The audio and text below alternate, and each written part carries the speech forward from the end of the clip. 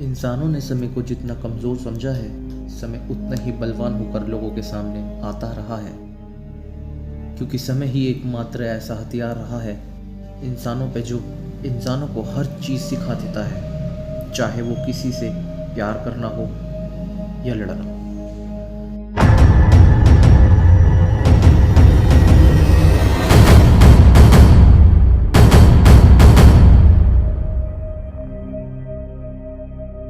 नमस्कार दोस्तों, मैं हर्ष आप सभी का स्वागत करता हूँ एच के वर्ल्ड में। और आज हम बात करेंगे ज़ॉम्बीज़ के अस्तित्व की, कि क्या ज़ॉम्बीज़ होते हैं या नहीं। अगर नहीं तो क्या आगे चलकर हम ज़ॉम्बीज़ से सामना कर सकते हैं या नहीं। वैसे तो ज़ॉम्बीज़ का अभी तक कोई प्रमाण नहीं मिला है, लेकिन इसका मतलब ये नहीं कि आगे जाकर ज़ॉम्बीज़ का कोई अस्तित्व ही ना हो। ये समय है और समय में कुछ भी हो सकता है। ज़ॉम्बी को अगर हम आसान भाषा में कहें तो ज़ॉम्बी इंसानों का ही एक अलग रूप है, जिसमें सोचने समझने की शक्ति ख़त्म हो चुकी है। एक ऐसा बदलाव जिसमें इंसान का खुद पर कोई काबू नहीं होता। ये बदलाव इंसानों के दिमाग में जब आता है, जब उनके दिमाग का वो हिस्सा जो हमारे पूरे शरीर पर कंट्रोल देता है, जिसे सेरेबेलम कहा जाता है, वो काम नहीं कर पाता ठीक से, तो ये बदलाव आता है। और ये दिमाग में किसी भी वजह से आ सकता है, जैसे powerful drug overdose, head injury या फिर किसी तरह का इन्फेक्शन। इसमें से सबसे ज़्यादा जो तरीके हॉलीवुड मूवीज़ में दिखाए जाते हैं, वो इन्फेक्शन से होने वाला डैमेज दिखाया जाता है, जिसे सभी लोग ज़ॉम्बीज़ में बदल जाते हैं। और अगर ज़ॉम्बी किसी सही इंसान को काट ले तो वो भी एक ज़ॉम्बी की तरह बन जाता है। तो ये भी काफ़ी हद तक सही है, क्योंकि जो इन्फेक्शन या वायरस उस ज़ॉम्बी के अंदर है, वो उसने दूसरे इंसान को काट के उसके खून में वो वायरस इंजेक्ट कर दिया है, जिसकी वजह से उस दूसरे सही इंसान के शरीर में बदलाव आ रहे हैं।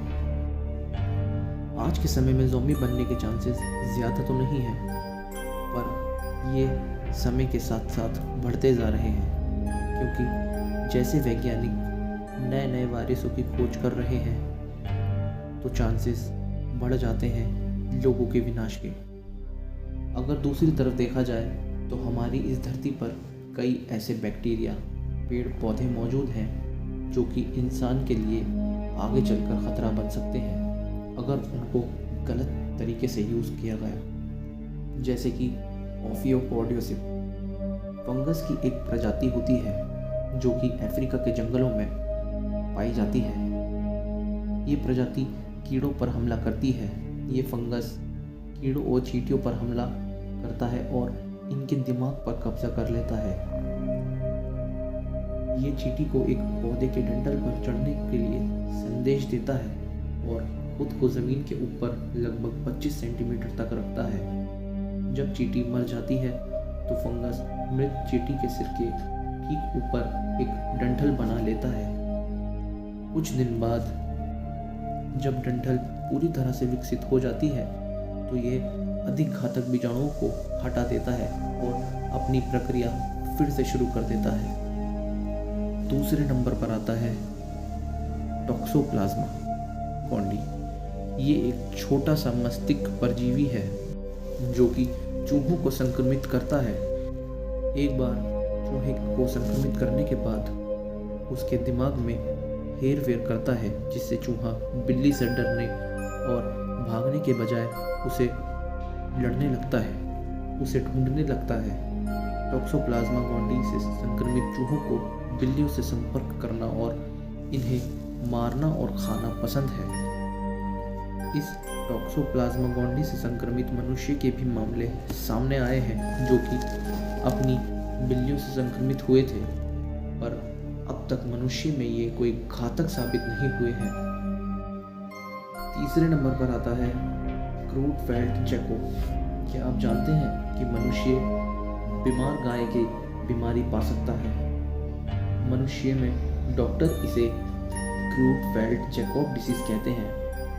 इसके लक्षण होते हैं कि चाल में बदलाव, मदभ्रमित होकर गिरना, मांसपेशियों में गड़बड़, दौरे पड़ना।